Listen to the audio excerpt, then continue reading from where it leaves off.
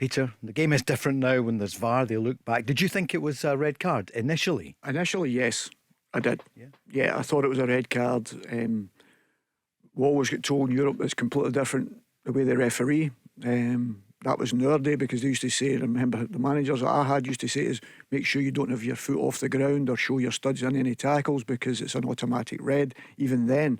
And when at first I was really concerned when I seen it happening, because there was no ball touch.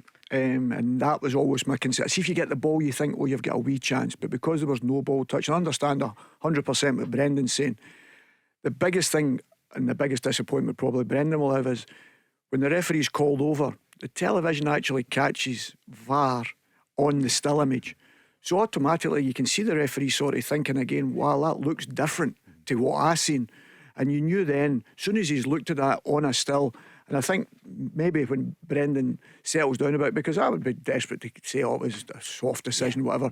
But I must be perfectly honest with you, if it was against me, I'd be crying. And it didn't help Paul the fact it was right front and Simone. Yeah. All of them, they were all giving it that imaginary red card stuff, and I hate What about his that behaviour? Yeah, ridiculous. But it was right at that as well. So that didn't help. But genuinely looking at it, I thought it was a red card. Barry, it was a key moment. What did you think when you saw it?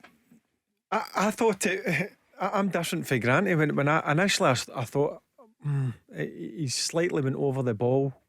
It's a yellow card. When obviously you see the still image is the worst one, but always every tackle looks worse when you see a still image. You can see the reason why he's been sent off. I don't think it was a malicious tackle. I don't think he went in to go and hurt him.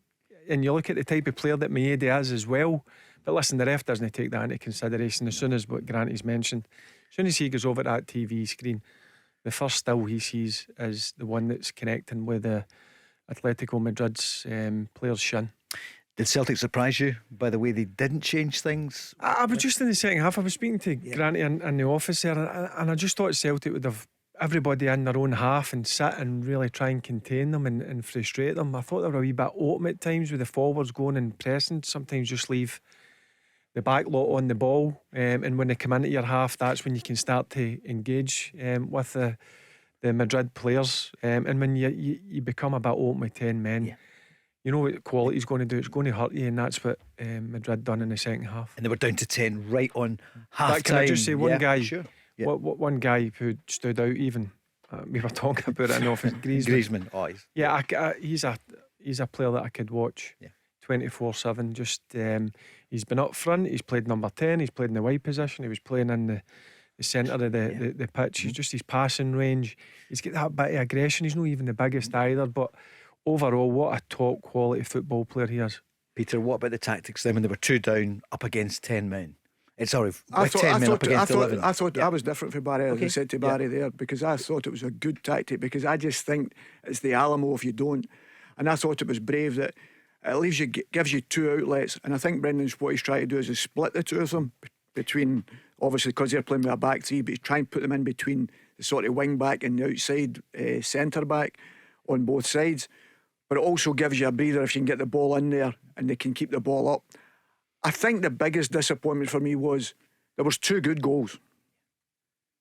You know, 2 fantastic strikes. I think it's Lino that scored one and Morata's second one. Every other one I felt it could have been dealt with better.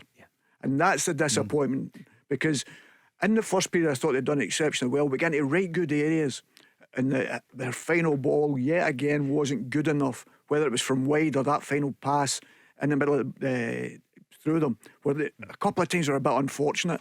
And I felt a couple of times Palmer's cut in and he put a brilliant ball in, if you remember, it was through to Oblak. And then Oblak's did have a fantastic save for the miss-hit corner.